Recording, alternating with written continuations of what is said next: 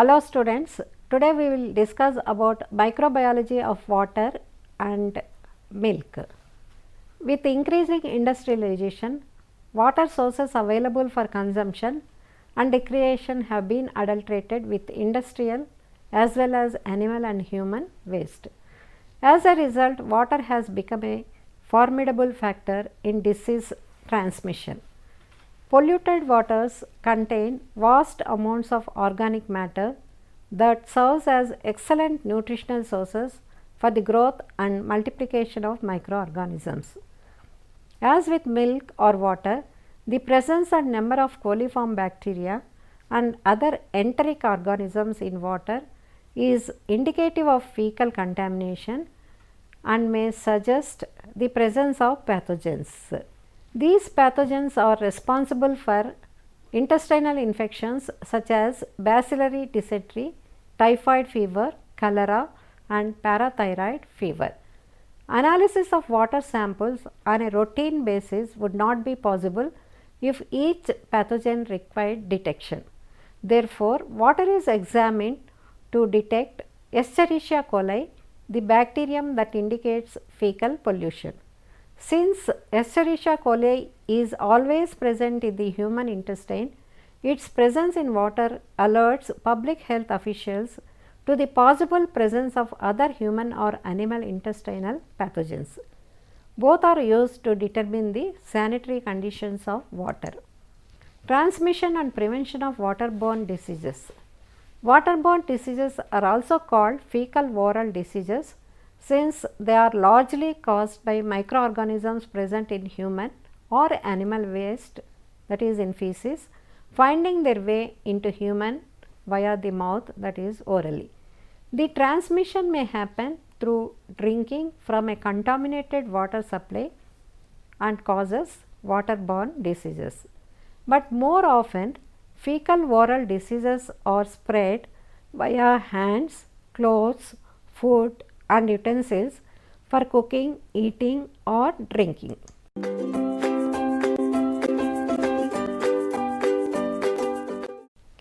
Now we will learn about standard qualitative analysis of water. The three basic tests to detect coliform bacterial water are presumptive, confirmed and completed tests. The tests are performed sequentially on each sample under analysis. They detect the presence of coliform bacteria, indicators of fecal contamination, the gram-negative non-spore forming bacilli that ferment lactose with the production of acid and gas that is detectable following a 24-hour incubation period at 37 degrees centigrade temperature. With regard to presumptive coliform test, this will be done by determination of the most probable number of coliform. The purpose is to determine the presence of coliform bacteria in a water sample and to obtain some index as to the possible number of organisms present in the sample under analysis. The basic principle involved in the presumptive test is that it is very specific for detection of coliform bacteria. It is measured aliquots of the water to be tested or added to a lactose fermentation broth containing an inverted gas wire, that is Durham tubes. Because these bacteria are capable of using lactose as a carbon source, the other enteric organisms are not. Their detection is facilitated by the use of this medium. In addition to lactose, the medium also contains a surface tension depressant, that is bile salt, used to suppress the growing of organisms other than coliform bacteria. Tubes of this lactose medium are inoculated with 10 ml, 1 ml and 0.1 ml aliquots of water sample. This series consists of at least 3 groups, each composed of 3 tubes of the specified media. The tubes in each group are then inoculated with the designated volume of the water sample. The greater the number of tubes per group, the greater the sensitivity of the test. Development of gas in any of the tubes is presumptive evidence of the presence of coliform bacteria in the sample.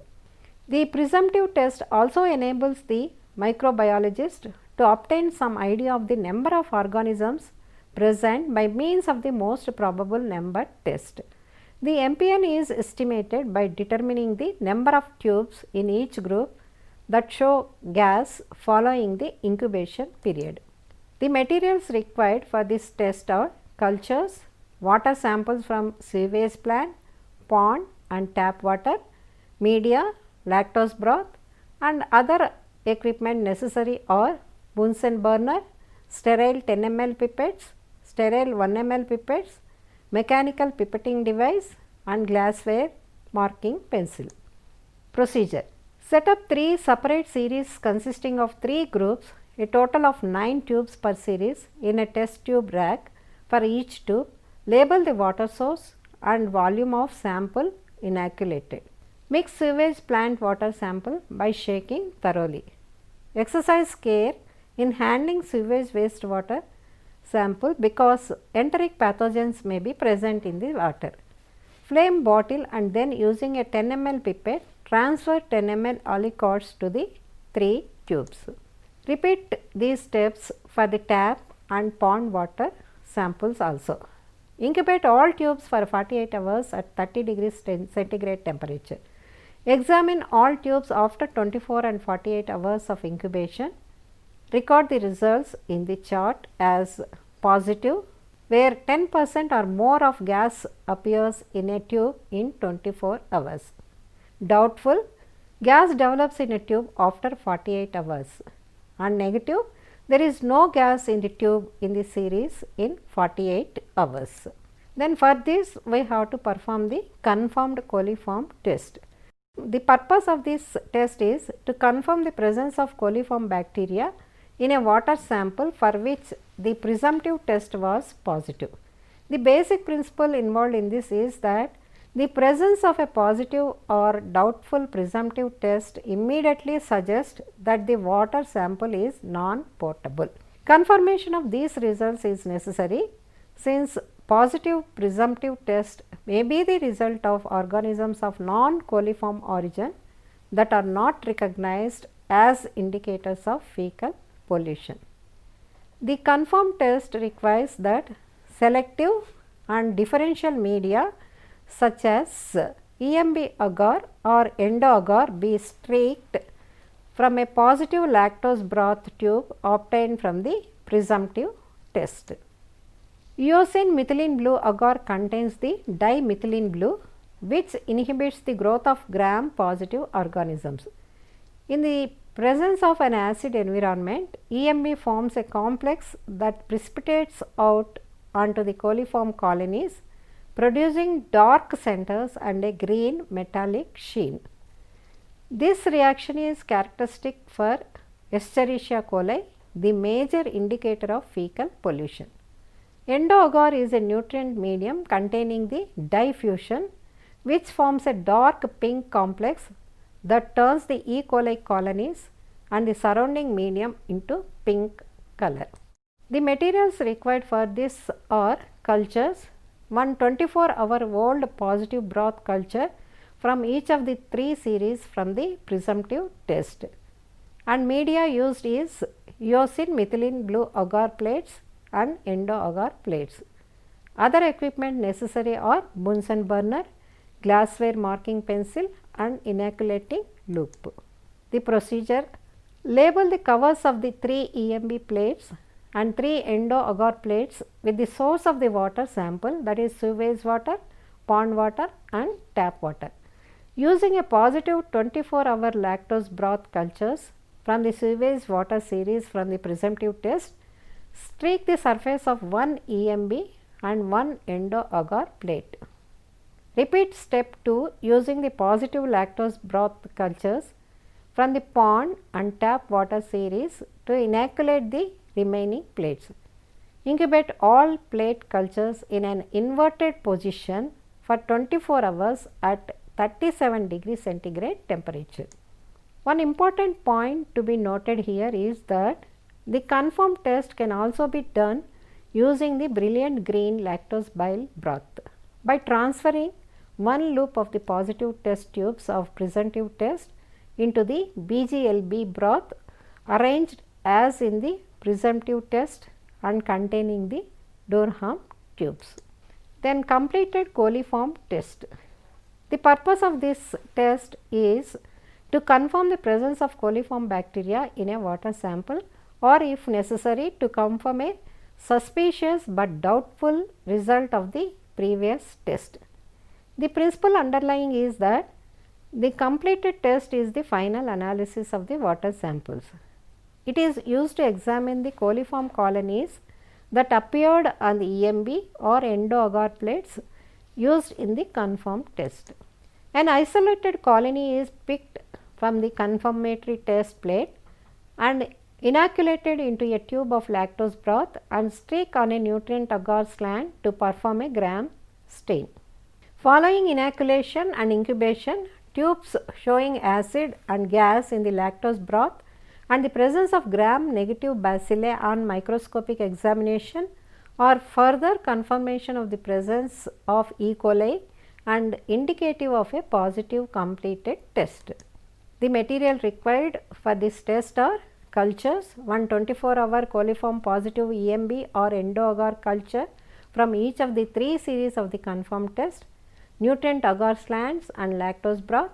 Reagents required are crystal violet, grams iodine, 95% ethyl alcohol and safranin.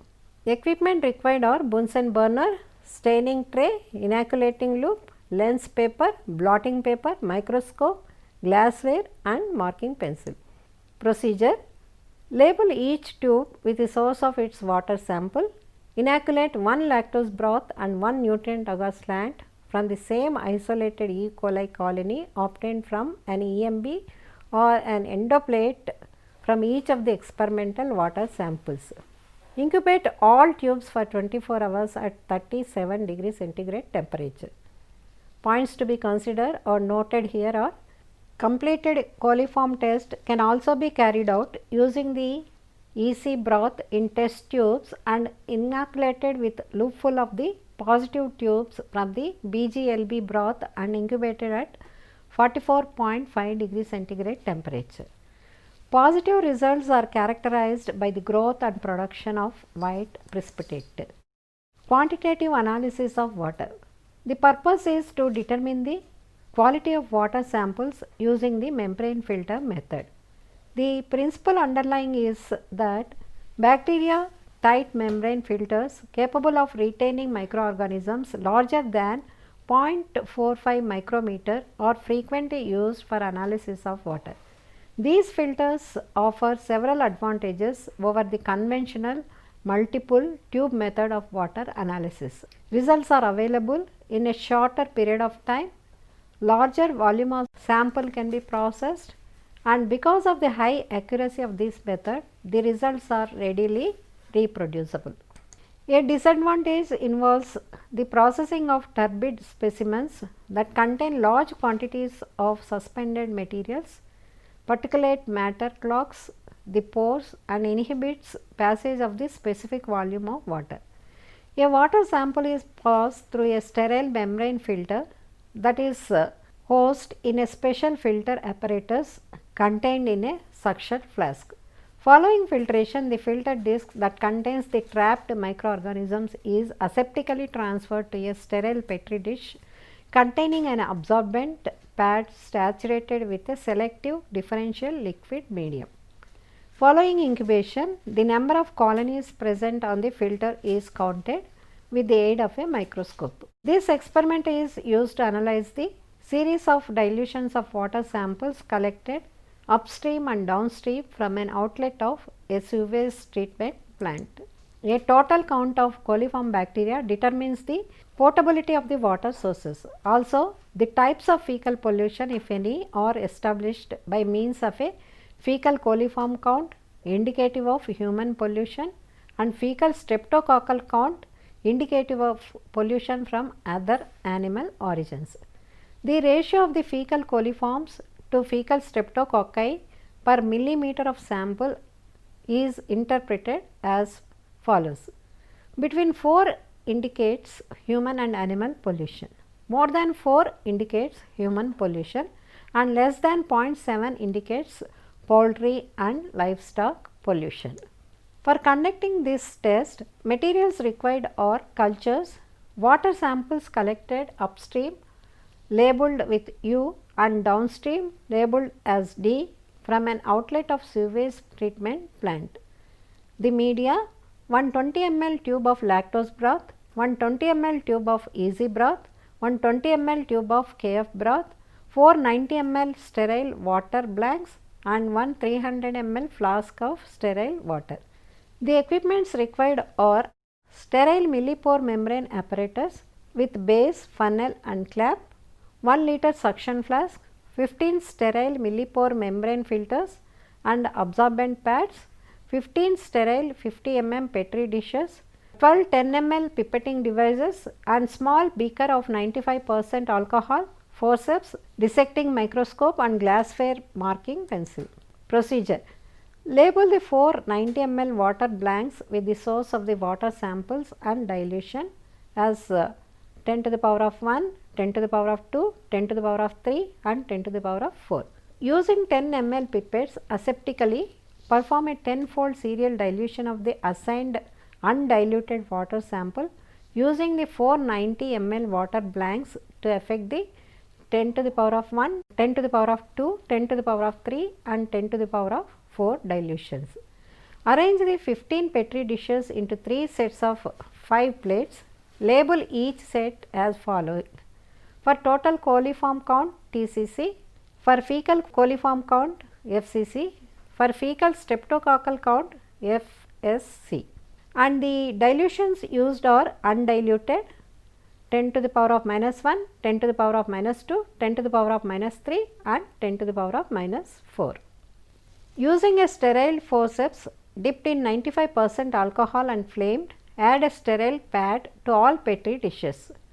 2 ml of lactose broth to each pad in the plates labeled TCC, 2 ml of easy broth to each pad in the plates labeled FCC and 2 ml of KF broth to each pad in the plates labeled FSC. Aseptically assemble the sterile paper wrapped membrane filter unit as following: unwrap and insert the sinterned glass filter base into the neck of a 1 liter side arm suction flask. With sterile forceps, place a sterile membrane filter disc grid side up on the sintered glass platform.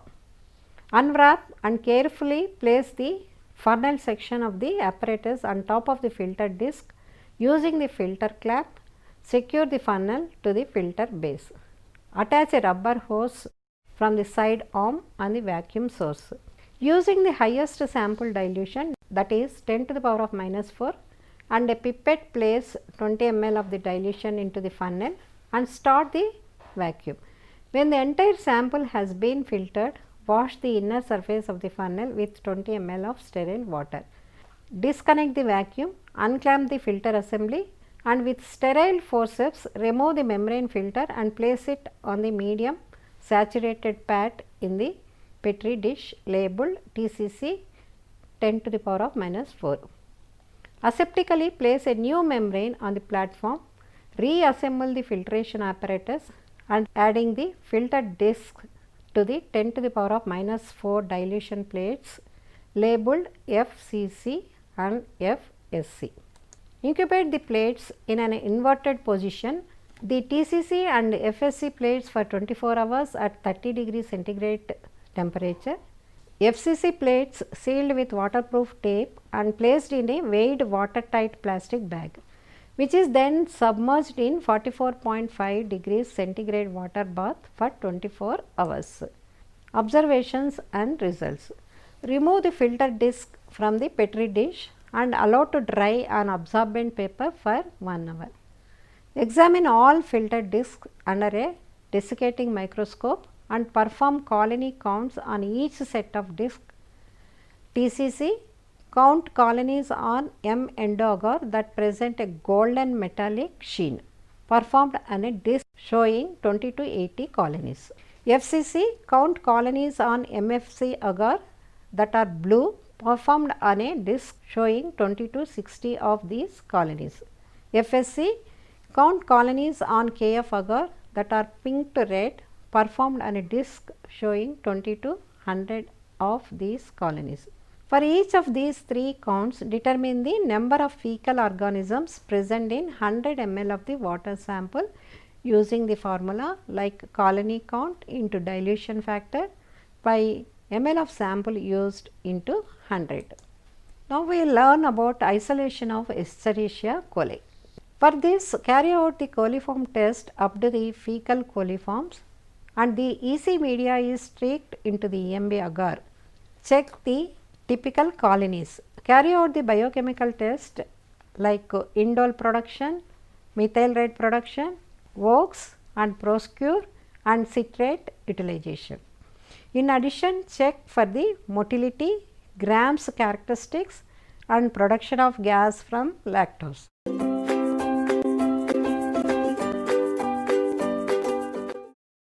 Determination of microbiological quality of milk by methylene blue production test. The principle underlying this is that milk is an excellent bacteriological medium. Non-boiled or unpasteurized milk contains large number of bacteria. The milk in udder of a healthy cow is sterile and the microorganisms that enter the teat canal through teat openings mix with milk during the process of milking. The undersurface contaminants, dairy utensils, water and other unhygienic conditions during milking, transport and handling result in contamination of milk with various microorganisms. Milk, being a very good nutrient, supports various groups of microorganisms. Hence, to study the microbiological quality of milk, a number of tests have been devised. Methylene blue reduction test is one of the widely used tests. It is based on the oxidation reduction activities of the bacteria present in milk. Methylene blue is an oxygen sensitive dye and will be blue colored in oxidized state and white in reduced state. When the dye is added to the milk, it turns blue since oxygen is present in sufficient amount. On incubation, the milk may turn white depending upon the activity of the microorganisms present in the milk. The time for color disappearance depends upon the number of microorganisms present in the milk. More the bacterial population of the milk sample, faster the rate of dye reduction. If the milk sample takes 6 hours or more to decolorize the dye, they are considered as of good samples microbiologically.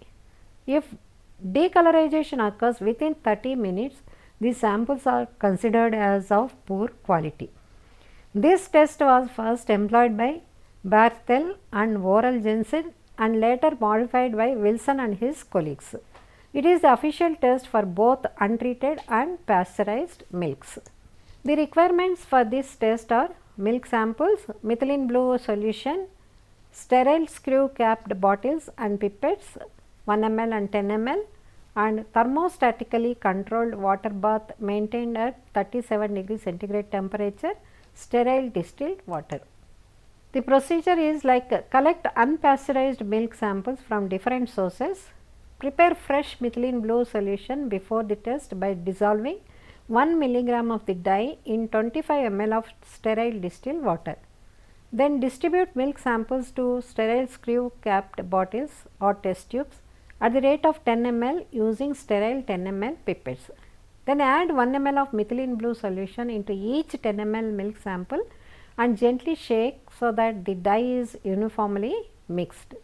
Keep the tubes in a suitable beaker and place them in water bath maintained at 37 degree centigrade temperature. A number of samples can be prepared and incubated at a time. For each sample, maintain at least 3 replicates. Observe the incubated milk samples regularly at 15-minute intervals. Record the time taken for decolorization of the dye in each sample.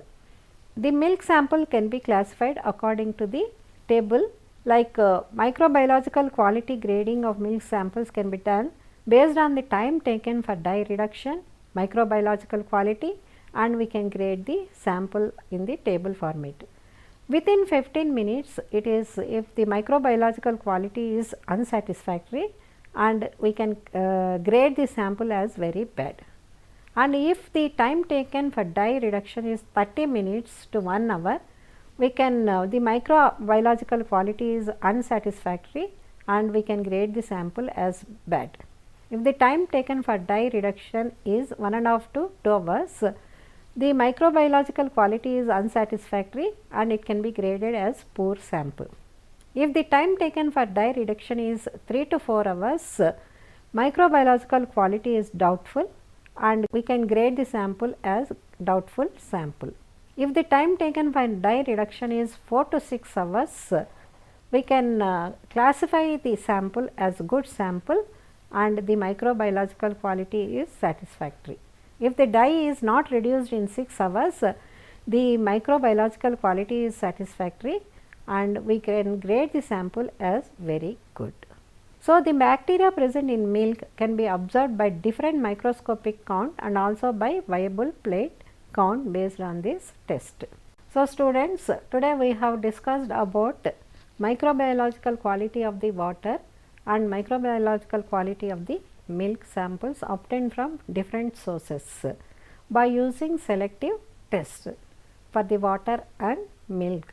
This chapter is very important and testing the quality of the water, that is drinking water and milk samples.